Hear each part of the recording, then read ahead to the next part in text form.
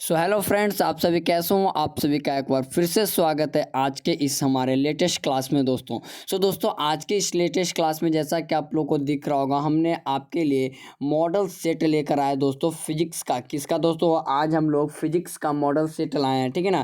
Chemistry का भी दे दिए हुए हैं मॉडल सेट और हिंदी का भी मॉडल सेट दे दिए हैं। और आज हम लोग दोस्तों फिजिक्स का मॉडल सेट लेकर आए हैं, ठीक है ना। ये पहला मॉडल सेट है दोस्तों, ठीक है। फिजिक्स का इसके पहले एक और दे दिए हैं, यानी कि हमारा कौन सा हो गया, दूसरा मॉडल सेट, ठीक है ना।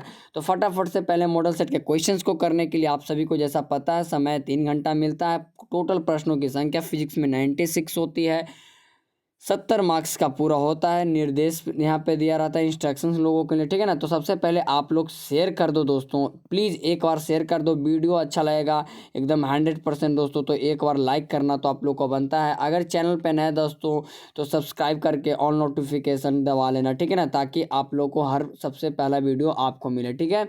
तो आइए आज का क्वेश्चन एकदम स्टार्ट करते हैं और बिल्कुल एकदम दोस्तों निस्तो नाबूद होकर आज के सारे क्वेश्चंस को हम लोग खत्म करने वाले हैं, ठीक है ना। तो फटाफट से आप लोग तैयार हो। देखिए हम जितना मेहनत हो सकता है हम आप लोग के लिए करेंगे, बस आप लोग का एक ही काम रहता है शेयर करने का, ठीक है। देख सकते हो जैसा कि हम हूबहू दोस्तों हमने आपके लिए दम बनवाया है, दम जैसे कि आप लोग को एग्जाम में दिया जाता है, ठीक है ना। यहाँ पे ठीक है सेक्शन ए खंड अ वस्तुनिष्ठ प्रश्न है ना।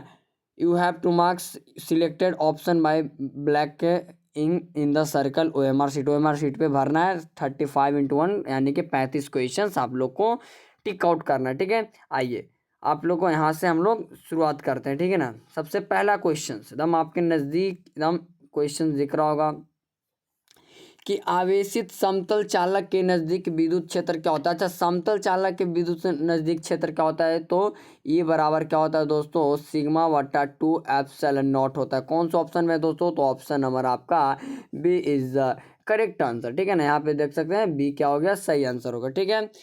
यहाँ पे सिग्मा बटा 2 एप्सिलॉन। अगला क्वेश्चन क्या कहता है, एकदम बहुत ही शानदार लाजवाब और जानदार क्वेश्चन है ना। ये सारे क्वेश्चन हमने आपको करा रखे हैं पिछले लेक्चर में, या फिर हमारे चैनल पे कोई भी लेक्चर देख सकते हो तो उसमें आपको मिलेगा, ठीक है। विद्युत क्षेत्र ई और विद्युत विभव भी के बीच निम्नलिखित में कौन सा संबंध होता है, तो भी बराबर दोस्तों माइनस डी बी बटा डी आर होता है। अच्छा, जो कि कौन सा ऑप्शन में दोस्तों, तो माइनस डी बी बटा D R option number A is the बिल्कुल 100% करेक्ट आंसर, ठीक है ना। 100% करेक्ट आंसर आप लोग को यहाँ पे मिल रहा है, ठीक है। चलिए सेकंड के बाद थर्ड नंबर क्वेश्चन की 9 किलोमीटर त्रिज्या, ये क्वेश्चन काफी इंपॉर्टेंट है।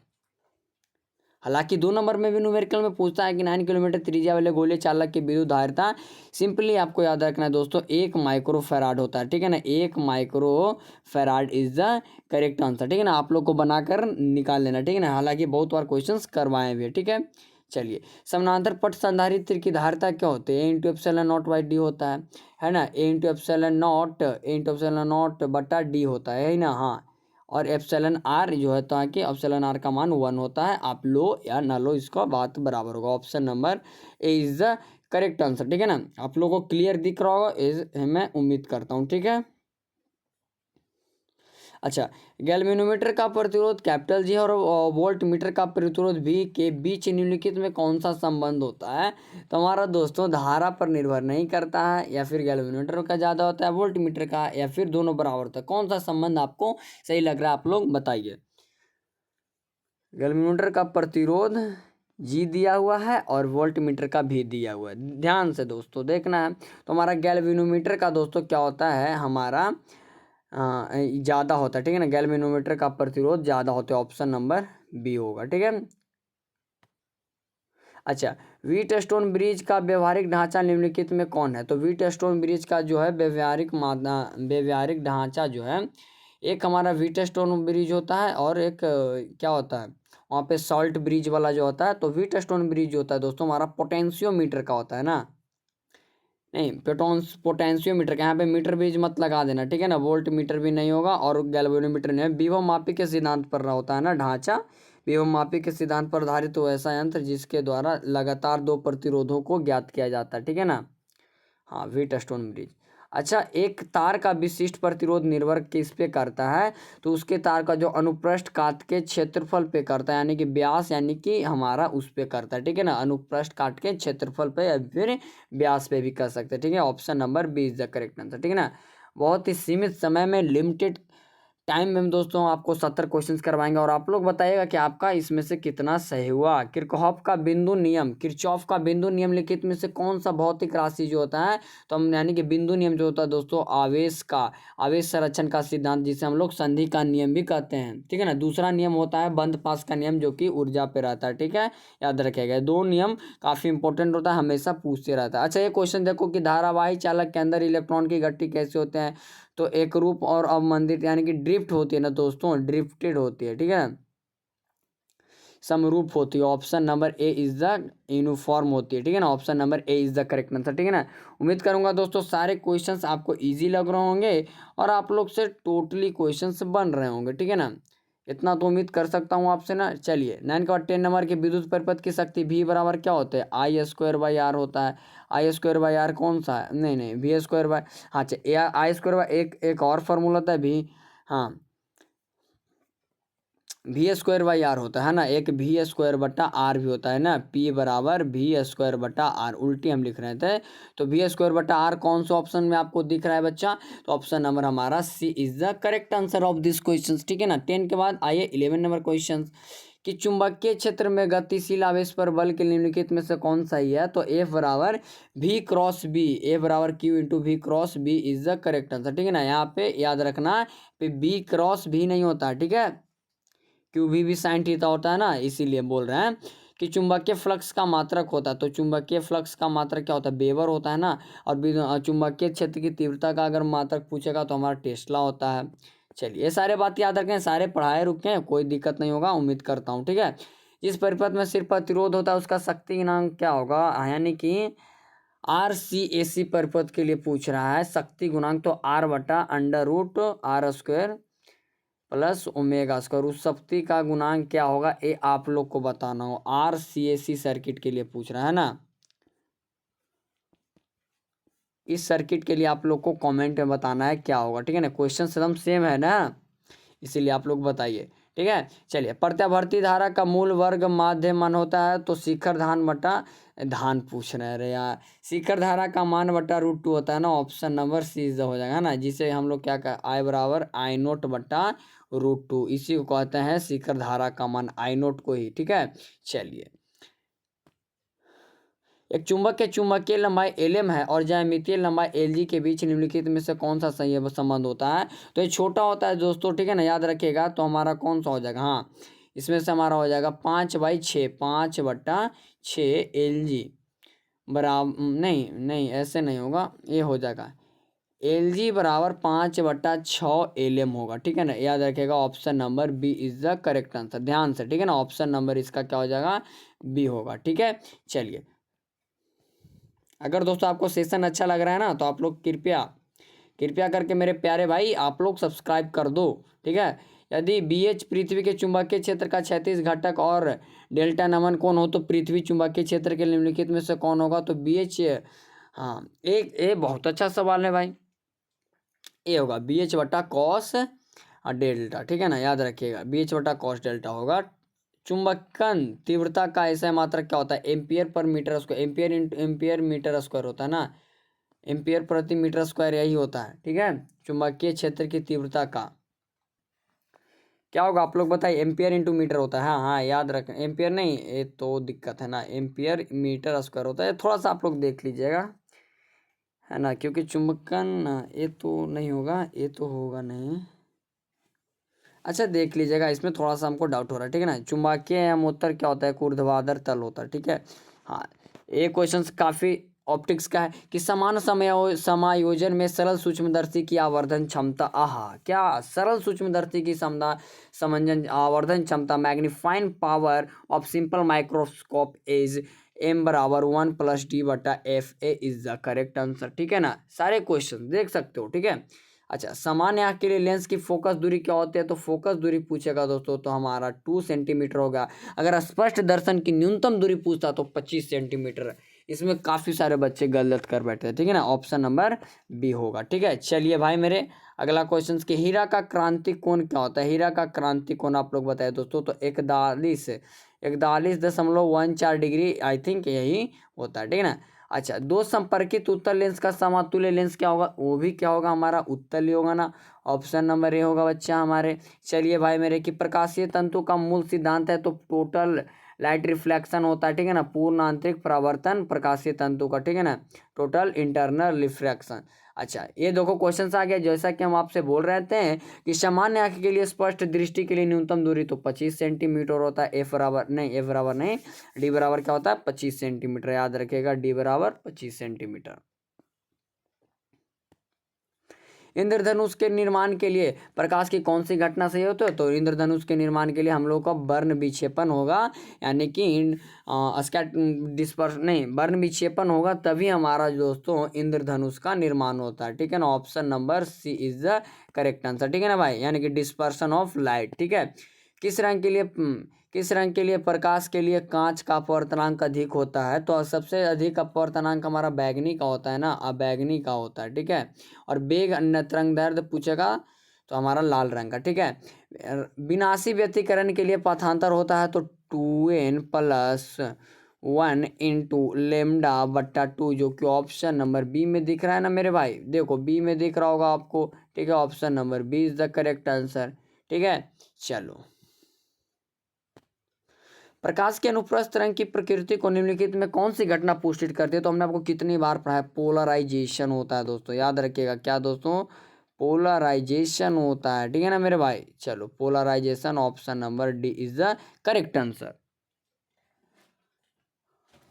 आगे बनाने का कोशिश करिए दोस्तों, आगे क्या क्वेश्चन हमारा कहता है 29 कि अच्छा, अवरोध के किनारों से प्रकाश का मुड़ना क्या कहलाता है, जब कोई प्रकाश की किरण किसी अवरोधक के किनार से होकर गुजरती है तो अपने वास्तविक पथ से बिछड़ जाती है, यानी कि विचलित हो जाती है, जिसे प्रकाश का विवर्तन कहते हैं, यानी कि डिफ्रैक्शन ऑफ लाइट कहते हैं, ठीक ना बच्चा।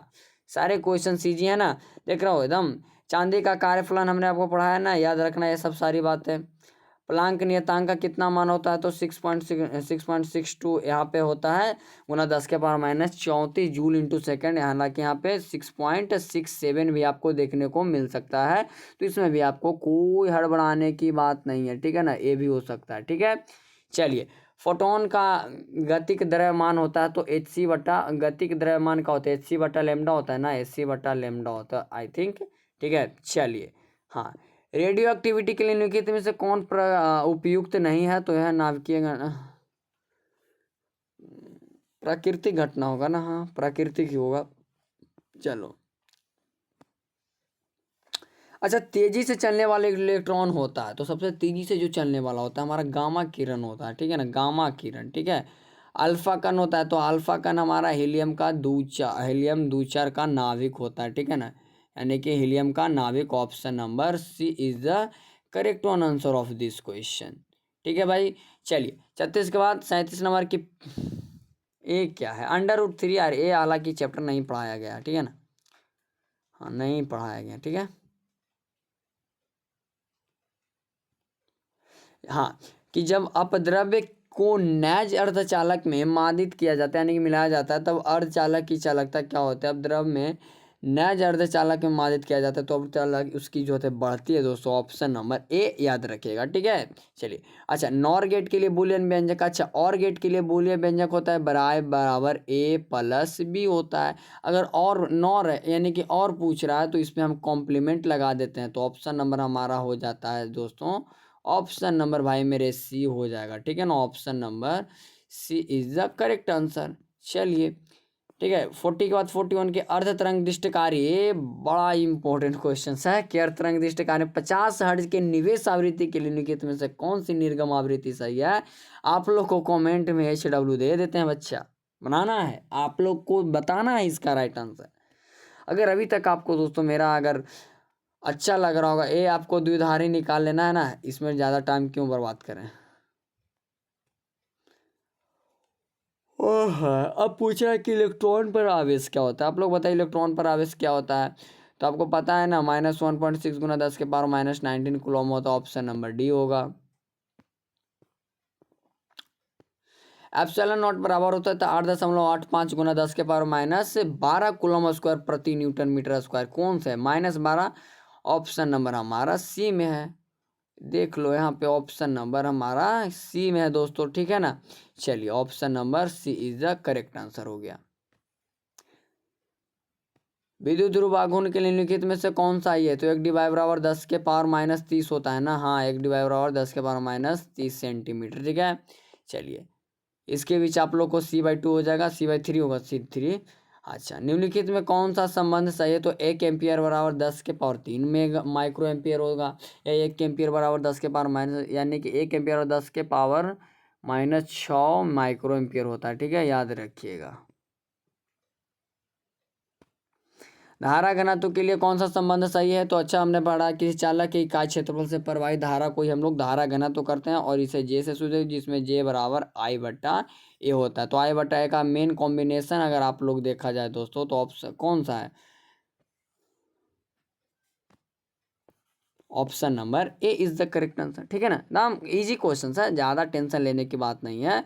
हाँ, प्रतिरोध के निम्नलिखित में कौन सा संबंध होता है? तो आर बराबर ρ/A/L, ρ/A/L होता है। Option number A is the correct answer. थोड़ा सा फास्ट कर लेते हैं भाई।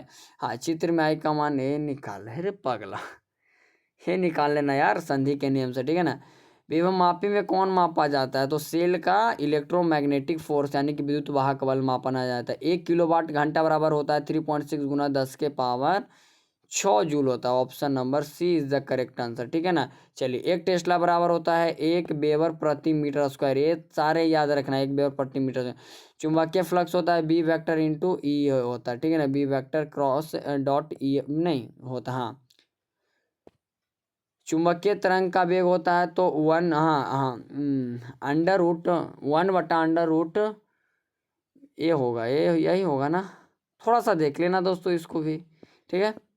हाँ, फोटोन की ऊर्जा होती है तो ई बराबर क्या होते हैं?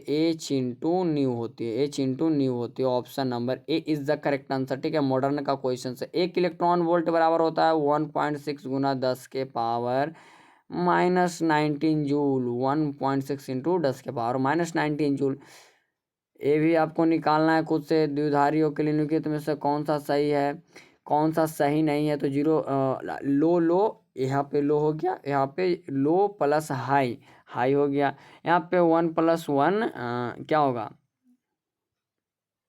ये गलत है, यहाँ पे हो जाएगा 0 हो जाएगा ना। D is the correct answer. ऊंचाई ट्रांसफार्मर में यदि प्राइमरी और सेकेंडरी कुंडली में क्रमशः N1 और N2 लपेटे हैं, तब क्या हो जाएगा दोस्तों? हमारा N2 का मान जो होता है N1 से अधिक होता है। याद रखिएगा, ये रिलेशन N2 का मान N1 से अधिक होता है। B is the correct answer. चलिए, 60 के बाद 61 के हाइड्रोजन वर्ण क्रम में कौन सी श्रेणी दूसरे भाग में पड़ते हैं? तो लाइमर बामर श्रेणी, ठीक है ना। अगर पूछेगा कि पराबैंगनिक में, तो हमारा हो जाएगा लाइमन श्रेणी, ठीक है। चलिए, फोकस दूरी 1 मीटर है तो इसकी शक्ति क्या होगी, ठीक है ना। P बराबर क्या होता है? 100/F होता है, या फिर 1/F होता है। अच्छा, 1/1 यानी कि 1 डायोप्टर ही होगा ना, 1 डायोप्टर हो जाएगा। Option number C is the correct answer. चलिए, संयुक्त सूक्ष्मदर्शी के लिए निम्नलिखित में से कौन सा सही है? तो संयुक्त सूक्ष्मदर्शी के लिए क्या होता है दोस्तों? अविदिशक लेंस की फोकस दूरी नेत्रिका लेंस से कम होती है, यानी कि नेत्रिका लेंस की ज़्यादा होती है। तो इसमें option number B is the correct answer हो जाएगा, है ना। है, ये सब तो एकदम लॉलीपॉप क्वेश्चन है। ये देखो कि पतले प्रिंट के लिए न्यूनतम क्या विचलन क्या होता है? μ-1 इंटू ए होता है। कौन सा? हाँ, μ-1 इंटू ए है, ऑप्शन नंबर सी में दिया हुआ है। प्रकाश के अपवर्तन निम्नलिखित में से कौन सी भौतिक राशि नहीं बदलती? तो उसकी आवृत्ति फ्रीक्वेंसी कभी नहीं बदलती, ठीक है ना। ये भी बना लेना। जल के लिए क्रांति कौन? ये तो आपको पता ही होगा। ये सब सारे रचनात्मक व्यतिकरणी कालांतर क्या, और रचनात्मक के लिए क्या होता है? 2n पाई होता है ना, 5 बराबर 2n n है ना, पाई होता है, ठीक है ना। और पथांतर पूछेगा तो n इंटू लेमडा, याद रखना। ये सब सारी बातें याद रखना। ये संबंध आपको पढ़ाया था कि जो होता है हमारा तीव्रता जो होता है, इंटेंसिटी जो होता है, तरंगदैर्घ्य के पावर का 4 गुना का व्युत्क्रम होता है, पावर के 4 का व्युत्क्रम होता है। और आज का लास्ट की कांच के समानांतर सतह की पट्टी की फोकस दूरी क्या होती है? तो अनंत होती है। Option number B is the correct answer. अच्छा, आप लोग बताइए कि 20 मिनट के दोस्तों अंदर में हमने कितने क्वेश्चंस किए भाई मेरे? अंडर 20 मिनट में हमने 70 क्वेश्चंस किए। सोच सकते हो कि यूट्यूब पे हमने कितना फास्ट क्वेश्चंस हम लोग का चल रहा है, वो भी आराम से सारे क्वेश्चंस करवा रहे हैं दोस्तों। यही होता है फ़ायदा, ठीक है ना। बड़े बड़े आप लोग प्लेटफॉर्म पे चले जाएगा, आपका टाइम वेस्ट हो जाता है, 70 क्वेश्चन के लिए घंटा ले लेगा। हमने आपको 20 मिनट भी नहीं होने दिया है दोस्तों। 20 मिनट के अंदर हमने आपका जो है यह क्लियर कर दिया, ठीक है ना, 70 क्वेश्चन में। हाँ, हो सकता है 6 क्वेश्चन हमने छोड़ा है, क्योंकि थोड़ा सा अलग टाइप के क्वेश्चन थे और हमने आपको कभी नहीं बताया है। कुछ 2 क्वेश्चन SW के फॉर्म में थे। तो आप लोग को बताइए कि 70 में आप लोग का कितना सही हुआ मेरे भाई।